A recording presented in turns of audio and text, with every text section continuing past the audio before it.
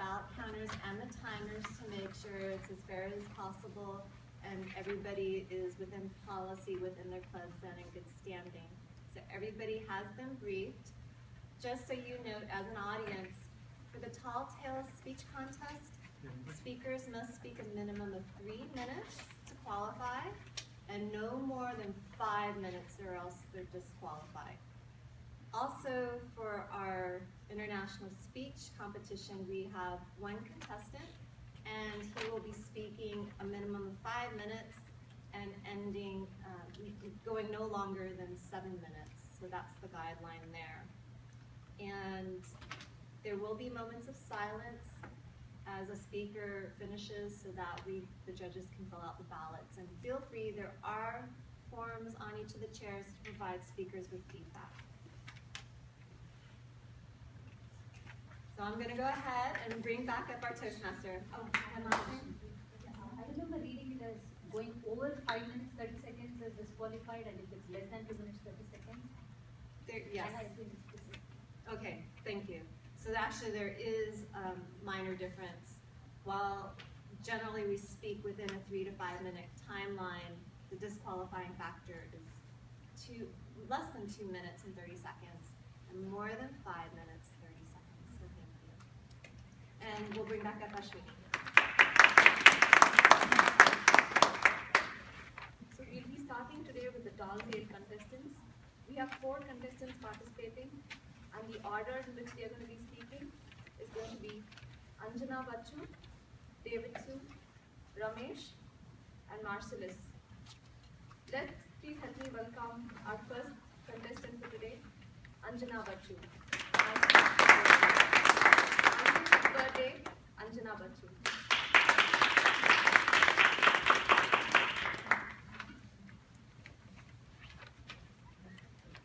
Good afternoon, everyone.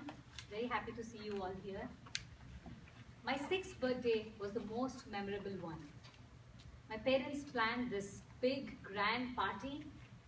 My cake was this 100-layered cake with all possible frostings and flavors that you can ever imagine. But the best thing of all was my birthday gift. It was this wonderful pink bike that I was always longing for. I wanted this bike so bad. I was so happy to get this. After the party was over, everybody went back. My parents went to sleep, but I couldn't. I was awake thinking and dreaming about this new bike of mine. With the temptation to go and take a look at this once again, I walked downstairs to the garage and saw my new bike. It was so beautiful, just the way I had imagined. I slowly went and hopped onto the bike and placed my foot on the pedal. And so naturally I was able to take my ride on it. It was so comfortable and natural, as though I have always been riding that bike. But that was my first bike ever. Without any fear or apprehension, I took this bike outdoors and started riding. It was a cool night with beautiful moonlight, and I'm enjoying this ride of mine. And I'm praising myself. Wow, I did such a great work. It was my first attempt and I'm doing so well. When I heard this voice say, "It's not you, it's me." And I turned around to look who's talking. But there was no one, there was nobody talking to me. I continued enjoying my ride on this bike, enjoying the weather, feeling the cool breeze on my face. I heard this voice again. "Do you want to see something even better?" Then I realized it was my bike. My bike was talking to me. Wow, I had a talking bike, how exciting. Before I could even respond, I saw the tires lift off the ground and I was flying. I was flying so high that I could see the clouds under me. It was so beautiful, such a magical experience. I had never seen something like that in my life before, or experienced something like that before. As I was flying, I saw this huge bird fly next to me. It was the biggest bird I had ever seen. It had wings that went from the middle, it extended up to 10 feet on both the sides. It had sharp beaks and lovely feathers, colors. I had never seen something like that in my life. And my bike automatically started following this bird. The bird was flying and I'm following. It passed several mountains and we did follow. And once I saw there was this huge cloud castle on the very top of the highest mountain. We went right into that castle behind this bird. And to my astonishment, the castle was decorated exactly like my birthday party at home, with the exact same cake. I was surprised. Suddenly I heard all these people singing birthday songs for me. It was not the same people though. All these characters that I've been dreaming and loving from all my life, they were all alive. They had come to life. They were Barbie, Cinderella, the cartoon characters like Mickey and Donald, you name it and they were there. They were all singing songs for me. I was so thrilled, excited. With their company, I cut the cake, we all enjoyed, we had such a wonderful party. Soon I realized it was late. I had to get back home before my parents realized I was missing from home. I rushed outside and then I saw this huge bird carrying a gift for me. Wow, it was another bike. It looked exactly like my bike, but slightly bigger. I took both the bikes and I ran out. And I sat on it and I continued flying in super speed, zooming at 100,000 miles per second. In that speed, I didn't know where I was going. I went and hit this another cloud. I lost balance and I fell. I woke up and I realized I was in my bedroom. Oh God, was I dreaming all this while? It felt very real. I could still feel the taste of the cake. I could hear them singing. I rushed downstairs to take a look at my bike. And what did I see? There were two bikes, both smiling at me. So I did have a magical birthday. It was so wonderful. I do have both the bikes with me till date. If any of you have never had a magical experience in your life, you're most welcome to take the ride on my bike and visit the Cloud Castle.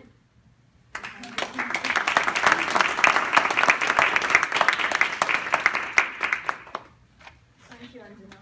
Now let's give a minute for the judges to fill out the ballot.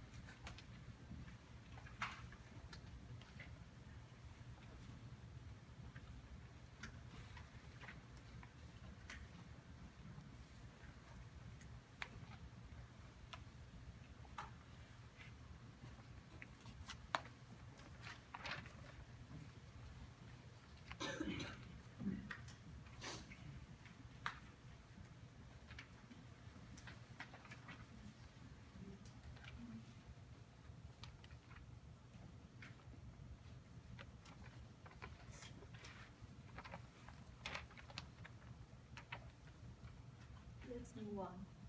So our second contestant for today, Tall Tales contestant, is David Su. Googling David Su.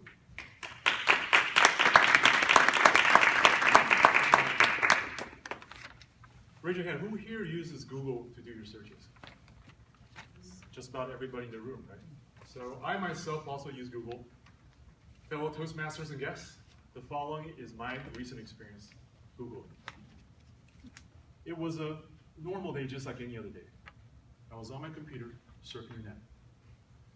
Out of the blue, I decided to look up our president, Mr. Barack Obama.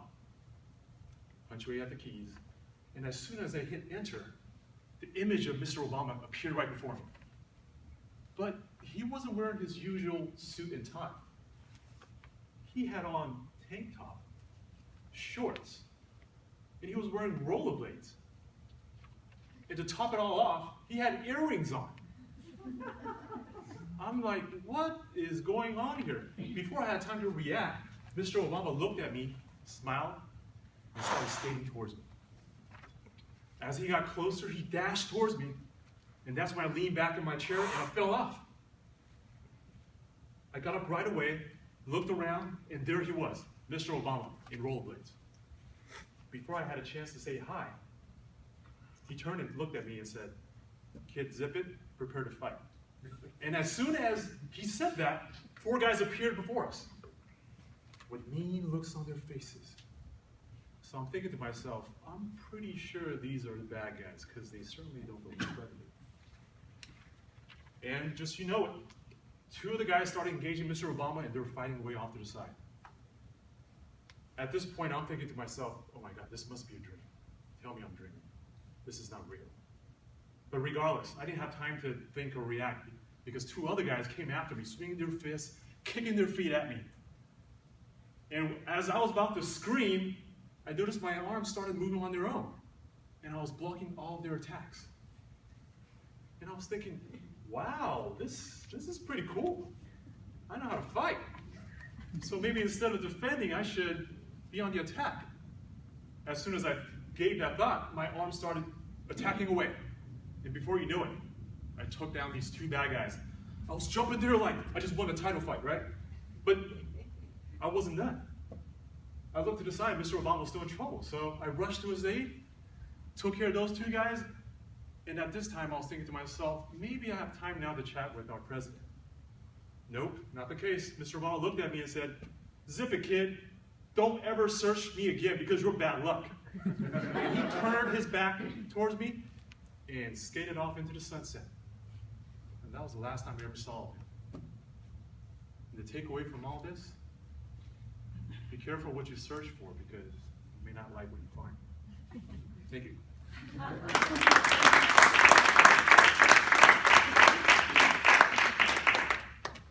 Thank you, David. Now let's give a minute to the judges for filling their ballots.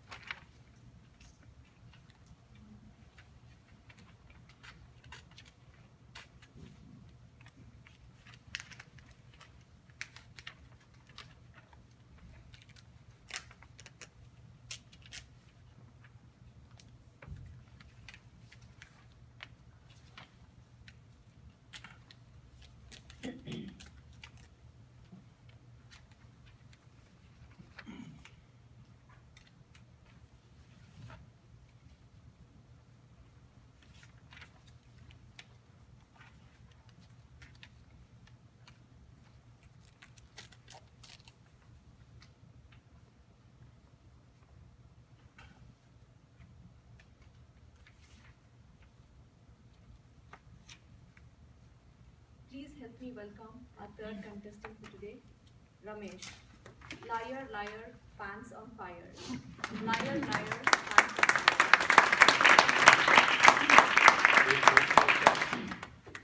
I have a sister called, her name is Harini, she is 25 years old.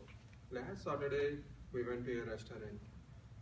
She started her conversation like this: Ramesh, you are having 20 years of software industry experience, but you have 24 years of love field experience.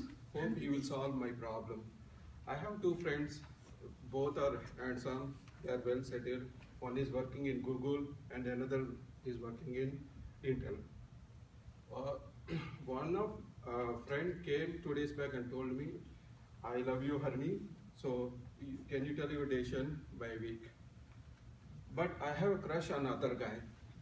So with all your love experience, can you figure it out whether my life will be happy if I marry a guy whom I like, or if I marry a guy who loves me?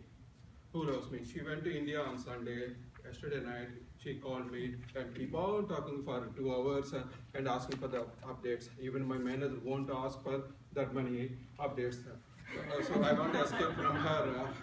I told that I have an urgent office meeting. Then I switched off the phone and I went to bed. I got a dream. In the dream, there is a big company called Lovtel, which is a huge competitor for Intel. They are making love chips. I came to know that they are coming up with a software product called Loki 100.0. So as my sisters keep on telling, you are having so much experience, I applied for a VP job over there. I went for the interview. They asked the same question, whether your life will be happy if you marry a girl whom you love or who loves you. I explained like this. I like shirtless Salman very much. This is a very famous Bollywood hero. I like him very much, I love him, but when I try to meet him, I have very bad experience. The person whom you like may not like you as that much. They won't care about you. But the persons who loves you, who loves you shows 100% care and love towards you. You are a hero in their eyes because you have some special qualities by which they got attracted towards you. So your life is always happy if you go with the person who loves you. But in my real life, I marry a person whom I like. I'm very happy, but she's also very happy by marrying a person who loves her. So I'm confused. I'm not able to come with the conclusion. Generally in interviews, they will tell that if they like the guy, they will ask for the salary. If they don't like, they will let you know that we will let you know later. But in this interview, they stand up, suddenly, Gaganam style, music started. They are telling that, your fans on fire, you are a fresher. Then I shouted, I'm not a fresher, I'm having 24 years of love field experience. Then my wife shouted in the bedroom, oh man, you are killing me with your dreams. Then I thought that today there is a big meeting going on in Toastmasters. I can take help from them. So, all the people who think that she should marry a person whom she loved, please raise one hand. All the people who think that she should marry a boy who loves her, please raise 2 hands. Now I got the answer. I'm going to text her after this meeting. Finally, human life is all about the persons who take care of you at any point of time, whether it's a mother or father or loved ones or sister or brother or any children or your kids. Thank you.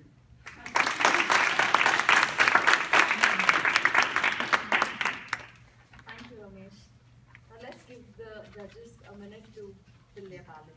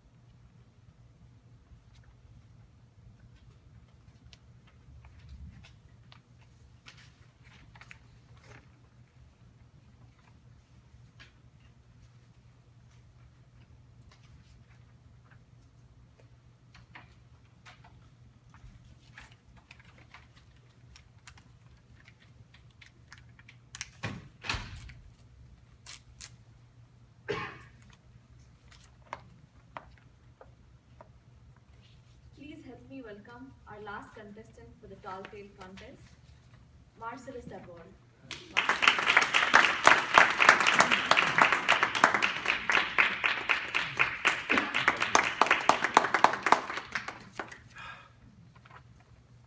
Tradition is usually born from legend. And what is legend but if not the retelling of a tall tale throughout many years of history? So this tale is about one of my favorite traditions, and this tradition centers around the holiday of Christmas. If Christmas is not your holiday, please bear with me. If it is your holiday and this is your religion, please forgive my future offense. So, this centers around the very first Christmas, or one of the earliest ones, and not just around the character of a prince or a king or a queen, but on one of the lowliest creatures out there, a little simple worm. And one day this worm, he's sitting in his worm hole where he lives, in his nice worm living room with his worm slipper on, and he sees a bright light come through the wormhole.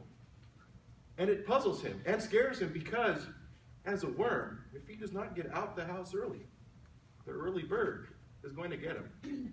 So frantically, he crawls up through the wormhole and he gets out, and he sees this bright light, not the sun, but a bright light over a nearby barn next to a nearby humble inn. And the early bird sees him, but the early bird this time doesn't get him. The early bird flies away and he says, "Bird, what about me?" And the bird says, "I've no time for you, worm. I've got to go over there to that barn, and in that barn in the inn, there's a manger with the baby Jesus." I was like, "Well, I want to see that.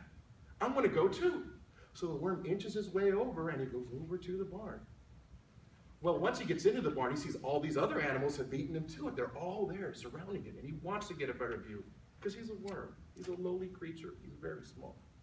So the worm, and his name is Wormy, he crawls up on this chair to get a better view. And as he crawls up on the chair, he gets a little bit of a view of what's going on. And as he starts to get a glimpse of what's over there, a sheep gets in his way. And he says, "Sheepy, help me out." And Sheepy says, "Too bad. Find a better seat." So Wormy keeps on finding a place. He crawls up even more.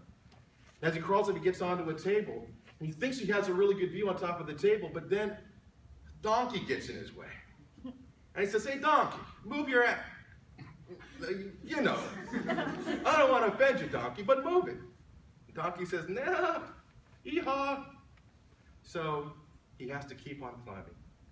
And the little wormy keeps on climbing up a beam. He climbs up on a beam, gets to a little ledge, and now he thinks he's got a really good view. And then Giraffe shows up and gets in his way. And there's Giraffe. And he's like, "Oh, killing me, Giraffe. All I want to do is get a really good view." So the wormy climbs even more. And he's climbing on a higher beam. And he goes on a higher beam, and he goes across another little crossbar, and he goes over some of them. And then he actually gets a really good view. He gets a good view, and things start to open up. He sees around him an amazing sight. It's all these animals gathered in a circle: the sheep, the oxen, the horse, the donkey. And then he sees around him 3 wise men in gold clothes, blue woven silks, and they're bearing gold, frankincense, myrrh with clothes and crowns on their head. And then he sees Joseph, Mary, and a little baby in a manger wrapped in swaddling clothes. And he says, "Oh my goodness, this has to be the baby Jesus. It's so beautiful. I need to get a better look." So he crawls over, and he peers, and he sees a great view. But as he sees that view, he falls. And he falls all the way down. And he lands in a bottle of tequila.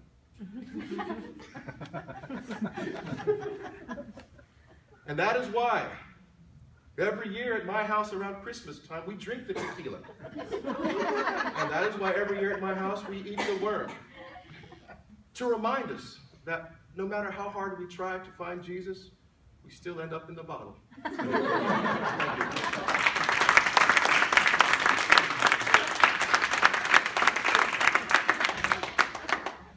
Thank you, Marcellus.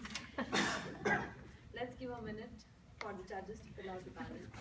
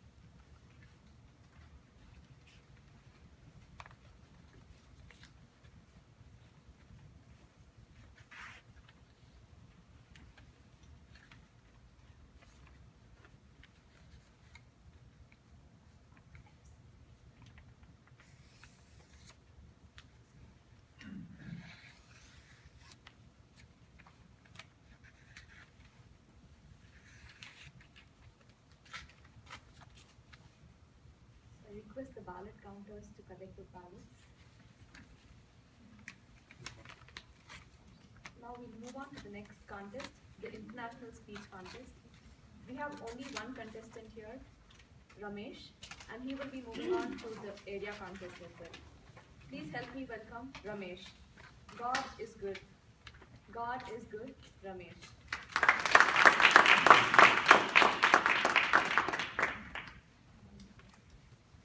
Dear Toastmasters, is God is good, that is my speech title. In 2nd century, there used to be a Brahma Rakshasa called Ravana. Brahma Rakshasa means a bad guy. Basically, his father is a Brahmin from which he got all the good qualities. His mother is a Rakshasa, so he got all the bad qualities from her mother. So he has done he prayed the God for 10,000 years and got a boon from the God. That he should not get killed by God or demons or spirits. So after he got the boon from the God, he used to disturb the other rishis for making their prayers. So Lord Vishnu thinks that if this guy Ravana should be punished. So he came to the earth as a human being called Rama because he has a boon that he should not get killed by the God or spirit or demon. So after some time, Rama's wife Sita got kidnapped by Ravana. So Rama went for a war on Ravana. After some time, in that war, Rama killed Ravana. So he has done so much good to the society and bring happiness in the people. So this story happened in 2nd century. So for the next generations, Rama became a god. But this happened in 2nd century, which is not I am not aware of. But in 18th century, there used to be a saint called Sai Baba in northern part of India. The place is Shirdi. So he is the person. In 1921, he died. But what he told is there is no religion or caste in the country. Everybody should be friends. He taught the people how to take care of each other and how to help each other and how to help the society. But after his death, in 1921, he became a god for the next generations. Right now, in USA, there are 24 temples for him and lakhs of devotees for him. He has done so much good to the society, so that he became a god for the next generations. There is to be another person called Sai Baba in my area called Uttabad. He has also done so much good things for his area. He brought water to the 1.2 billion people in this area, and he constructed so many super specialty hospitals in this area so that even big heart surgeries can be taken care without a penny for the poor people. He recently died before 3 years ago or 4 years ago. So he became a god to certain people in that area. We always pray the God when we are in troubles. In September 2011, I got a layoff. So I went to Livermore Temple and I prayed the God, please give me a job so that I can take care of my family and my kids. God saved my request in his big data database, and he consulted another good-hearted person called Sheila, who is the Office Max manager in Pleasanton. I went for an interview for the Office Max. She asked, Ramesh, you don't have any experience on the sales side. All your experience is on the software side. How can I give you the job? I don't know. It's real. It's a fact. I don't know what to tell. I told that because I need to buy a meal and I need to buy a happy meal for my kid. So she just told that to join from the next day. In Office Max, I used to stand for 8 hours and whatever I get, I'm not able to pay for the daycare expenses also. Once again, my car drove towards the Livermore. I prayed the God, please give me some software job. Okay. Then he stored my request in his big data database, and once again he consulted the good-hearted person called Umar Rajaram, who asked his brother to take care of Ramesh. I went for an interview in Indian Motorcycles in Gilroy. I got selected, so my problems are solved. Recently, my wife told that her friend is taking care of another friend's kid. I told her she is a very good-hearted mother. She is taking care of other person's child. But that girl, I saw that girl is calling her as godmother. I don't know what's the relation between the God and good. There is only one letter difference between the God and good. I may be small enough to discuss about the God, or my views about the God may be wrong. But doing the good things always great. Go for it. If God gives you ability to do something, don't spend that ability to increase your life standards or try to increase your giving standards. Thank you.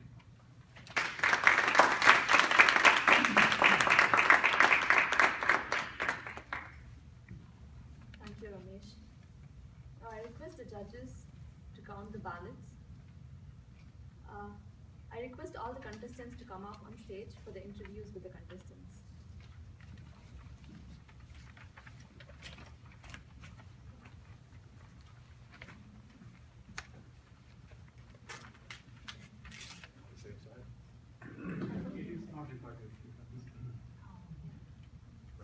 If you want to be in the frame, then you have to come. Marcellus.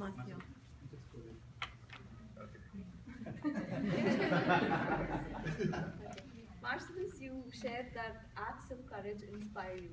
Can you share one incident that has inspired you? Now you're putting me on the spot. Just simple acts. I think, people who give when they can barely afford to give. I can't really narrow down a specific one, but just think of simple things that are acts of courage, where people who don't have the means to do something great end up doing it anyway. I know it's kind of a lame answer. Sorry. You can think about it for a while. I'll think about it. David, I know you mentioned that you love hiking. Can you share the best hike that you've ever taken? So I'm probably not your typical hiker who probably hit up all the possible places. I always go for locations that are easily accessible. So best hike I would say would be not far, Mission Peaks. Starting, I think it was last summer, I would go with a couple of friends, and we pretty much try to go there on a regular basis, to a point where you get to the top and it didn't feel like you got the wind knocked out of us. And it became more of just almost like a casual walk in the park, and we'll talk on the way, we'll stop to snack. And it's a lot of fun, just enjoying nature. Nice. Ramesh, it's really hard to get the award from your wife as the best husband. What do you think made your wife give you that award? Basically, every human being will have their own shortcomings. That means my wife is a very short temper. I'm very good at telling the stories, like today's talk tells. Okay, whenever she's having too much short temper, I will think about a story. I will tell to her. I will make her cool. Okay, then okay, life goes on. 25 years pass by. That's why she always tells us, when I am in temper, you always. So she calls best husband. Anjana, can you tell us an incident that reminds you that every accomplishment starts with a decision to try? I think Toastmasters is the best example for that. When I heard about Toastmasters, I was inspired immediately. And then when I attended the meeting, I wanted to join the very next day. I think that itself says how far each person has come and how they have improved. They've all taken that step forward to accomplish, to be a better speaker. So I think this is a great example, and I've seen many people doing that. Accomplishment starts with a single step. Great, thank you. So thank you contestants, thank you for the guest speakers.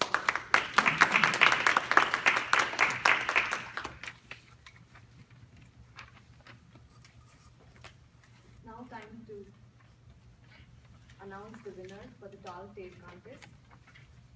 Starting with third place, Anjana Bachu. In second place, and Marcellus in first place.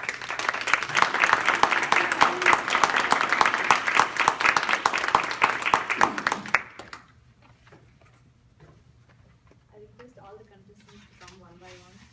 We have a certificate of participation. Ramesh.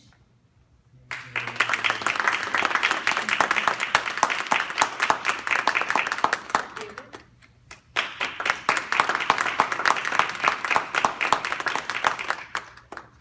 Anjana.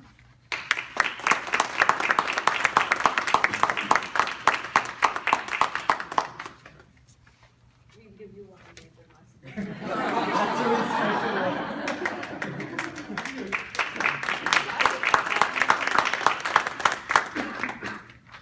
Now I'd like to call upon our president for the closing remarks.